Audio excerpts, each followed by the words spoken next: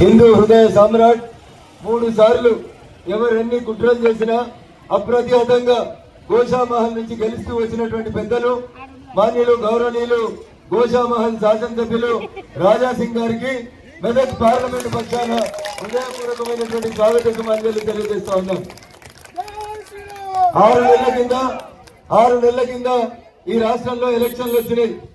ఎవరు ముఖ్యమంత్రి ఉండాలంటే పోయిన ఆయన సరిగా చేస్తలేడు, మనల్ని పట్టించుకుంటలేడు, అందరినీ గోస పెడుతుండు, అందరినీ బంగారు తుక్కుడ చేస్తా అని చెప్పి ఆయన కుటుంబమే బంగారు తుక్కుడ అయింది.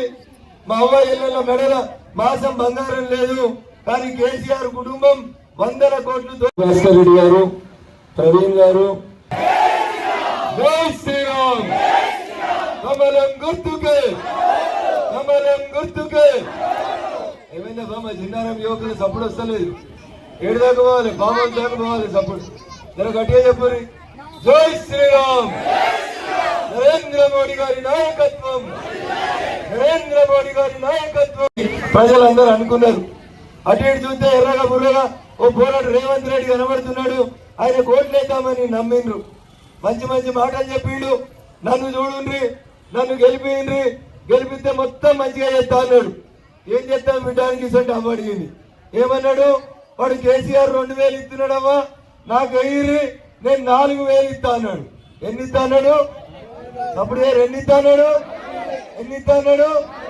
ఇంట్లో ఒక్కరికి కాదు, ముసలాయనకు ముసలమ్మకి ఇద్దరికి మనిషికి 4000 ఇస్తా అన్నాడు. ఇప్పుడు సోలకపల్లిలో చెప్పు 6 నెలలే కాంగ్రెస్ వాళ్ళు వచ్చి ఒక్కరికన్నా 4000 వచ్చినాయా అక్క? ఒక్కరికన్నా వచ్చినాయా? 4000 పింఛన్ వస్తుందా? చెల్లె వస్తుందా? అప్పుడు అక్కలేదా? ఇగో ఇది రేవంత్ రెడ్డి కాంగ్రెస్ పార్టీ చేసిన మొట్టమొదటి మోసం ఇది. ఆ 2000 కూడా సరే ఇద్దరేడు పింఛనని చాలా మంది ఊర్లలో కూడా చెప్తా ఉన్నారు. ఇక రెండో మాట చెప్పిండు, ఏమన్నాడు, మా చెల్లెళ్ళని చూస్తే నాకు కడుపు నిండుతుంది, వీళ్ళందరికీ మహాలక్ష్మి అనే పథకం పెడితే ఈ పథకం కింద ఒక్కొక్కరికి 2,500 ఇస్తా మా చెల్లెళ్ళకు అన్నాడు. చెల్లె వచ్చిందా అక్క? వచ్చిందా?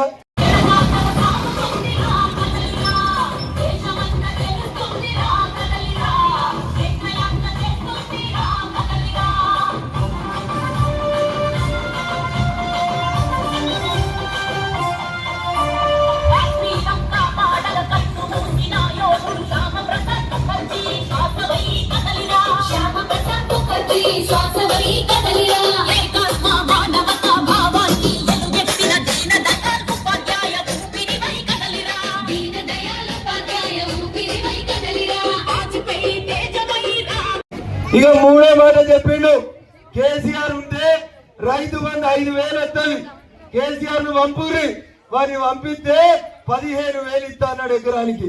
బాబు 8,000 ఇస్తా అన్నాడు, వచ్చినాదే? వచ్చిందా? పాత 5,000 కూడా వస్తలేవు రైతు బంధు. వచ్చిందమ్మా? 2,500 రాకపోయే, 2,000 పింఛన్ 4,000 కాకపోయే, అయిందా? 5,000 15,000 కాకపోయే. ఇంకో మాట చెప్పిండు నవంబర్లో వచ్చి, ఏమన్నాడు, రైతులందరూ కూడా 1 లక్ష లోను మాఫీ చేస్తానని కేసీఆర్ చెప్తున్నాడు. ఇక నేను రేవంత్ రెడ్డిని చెప్తున్నా, నేను డిసెంబర్ 9 ముఖ్యమంత్రి కాగానే మీకు ఒక్కొక్కరికి 2 లక్షలు లోను మాఫీ చేస్తా అన్నాడు. డిసెంబర్ 9 పోయిందా? జనవరి 9 పోయిందా? ఫిబ్రవరి 9 పోయిందా? మార్చి 9 పోయిందా? ఏప్రిల్ 9 కూడా పోయింది. రేపు మాపం మే 9 కూడా పోతుంది. మాఫీ అయిందా? 2 లక్షలు అయిందో? ఏమైంది రేవంత్ రెడ్డి?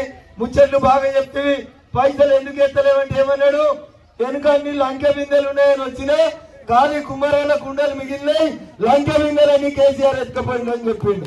అవునా కదా? నేను కూడా అనుకున్నా పాపం పైసలు లేవేమో చూద్దాం అనుకున్నా.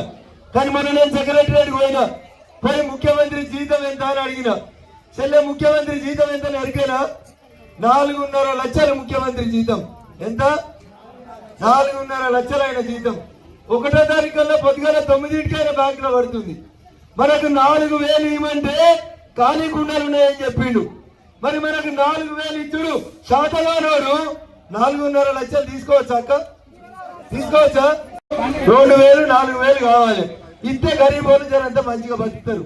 ఇద్దరు రేవంత్ రెడ్డి మోసాయికి బెల్లం పెట్టిండు, అయిపోయింది కాంగ్రెస్ దుఃఖం. గద్దెనెక్కేదాకా ఒక మాట, గద్దెనెక్కినాక మళ్ళీ 5 ఏళ్ళ గంత అంటున్నాడు. అప్పటిదాకా ఈయన కూడా రాడు. కేసీఆర్ వచ్చిండా ఒకసారైనా? వచ్చిండా? మనం ఈ చౌరస్తాలో జై తెలంగాణ అని కూర్చోలేదా? వంట వరకు చేయలేదా? లొల్లి పెట్టలేదా? జిన్నారం వాళ్ళు సోలక్పల్లెలు జై తెలంగాణ అని కొట్లాడితేనే కదా తెలంగాణ వచ్చింది. వచ్చిన తెలంగాణలో 10 ఏళ్లలో కేసీఆర్ అని ఇక్కడ ఒక్కసారైనా మన సోలక్పల్లి చౌరస్తాకు వచ్చిందా? ఏం పుట్టింది దానికి? ఏం పుట్టింది దానికి? ఎంతసేపు పైసలు లెక్క పెట్టుకుంటూ తప్పితే ఏం లేదు. ఆమె ఒక ఆమె చెల్లె బతుకమ్మ ఆడిద్దా అంటే అందరు నమ్మిండ్రా? చెల్లె చూస్తే మంచిగా ఉందని రానిచ్చిర్రు. చెల్లె ఏం చేసింది? గిన్నె మీ దగ్గర అరవిందో అనే కంపెనీ ఉంటుందా? అరవిందోనికి ఫోన్ చేసి, అరే అరవిందోడా, నువ్వు కంపెనీ నడపాలంటే నాకు 100 కోట్లు ఇస్తావా సత్తవా అని బెదిరించి 100 కోట్లు ఎత్తుకపోయి చెల్లె ఏం పని చేస్తుంది? ఢిల్లీలో సారా దందా పెట్టింది. ఏం దందా పెట్టింది? వాళ్ళ అయ్యే కేసీఆర్ ఏం చెప్తాడంటే, ఇగో రాజాసింగ్, నీ గోజమాలు అందరు గుడుంబ అమ్ముతురు, గుడుంబ ఒక్కరు కూడా అమ్మద్దు, అందరు మంచిగా బతకాలి తెలంగాణలో అని చెప్తాడు. అయ్యనేమో గుడుంబ అమ్మద్దు అంటాడు. బిడ్డ ఏం చేసింది? సారా దుకాణం పెట్టింది. ఏడ పెట్టింది? ఈడ పెడితే అయ్య తిడతాడని పోయి ఢిల్లీలో పెట్టింది సారా దుకాణం. ఏడున్నది ఇప్పుడు చెల్లె? ఏడున్నది? టీఆర్ జైలు ఉన్నది. రేపో మాపో ఇప్పుడు ఈయన కారు గుర్తు మీద ఒక ఆయన పోటీ చేస్తుండు. ఎవరైనా ఎరుకటి కలెక్టర్ రెడ్డి చుట్టం చామల కిరణ్ కుమార్ రెడ్డికి ఇచ్చిండా ఇవ్వలేదా? నల్లగొండ సీట్ ఎవరికి ఇచ్చిర్రు? జానారెడ్డి కొడుకు ఇచ్చిర్రు. మరి గెలిచే సీట్లు అని చెప్పేది అన్ని నీ చుట్టాలకు ఇచ్చుకొని ఓడిపోయే మెదక్ సీటు తెచ్చి బీసీలకు ఇచ్చినాం. ఈ బీసీ ముఖ్యమంత్రి పదవి నీకు బాగా ప్రేమ ఉంటే మీ మహబూబ్ నగర్కి వెళ్ళి ఓ ముదిరాజు బిడ్డ గెలిచింది కదా, ఆ ముదిరాజు బిడ్డ తెచ్చి ముఖ్యమంత్రి రేవంత్ రెడ్డి అని అడగాలి. లేకపోతే నీ పక్కనే ఉంటాడు బట్టి విక్రమార్క, చాలా ఏళ్ల కూడా ఉన్నాడు కాంగ్రెస్ పార్టీలో. చేయి బట్టి విక్రమార్క ముఖ్యమంత్రిని చేస్తాడా? చేయడు అసంటోళ్ళని. అందుకని ఒక్కసారి మీరందరూ ఆలోచించండి. వెంకట్రామరెడ్డికి ఓటేస్తే చంద్రశేఖరరావు ముఖ్యమంత్రి కాడు. కారు దుకాణం బంద్ అయిపోయింది. కేసీఆర్ కు నడుము కొక్కిరికి దవకాల్లో పడ్డాడు. కేసీఆర్ కోటేస్తే, కారు కోటేస్తే కేసీఆర్ కొత్తగా ముఖ్యమంత్రి రాడు. చెయ్యి కోటేస్తే ఓటేసినా వేయకపోయినా రేవంత్ రెడ్డి 5 ఏళ్ళు ఉంటాడు. అందుకని ఒక్కసారి ఆలోచించండి.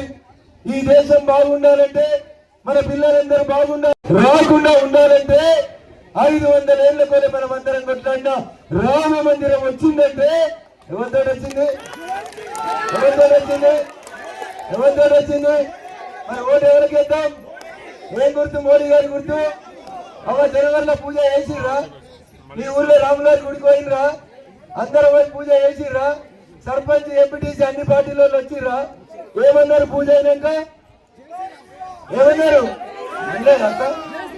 అనలేదా? ఏమన్నారు? ఒకసారి గట్టిగా చెప్పి ఏమన్నారు?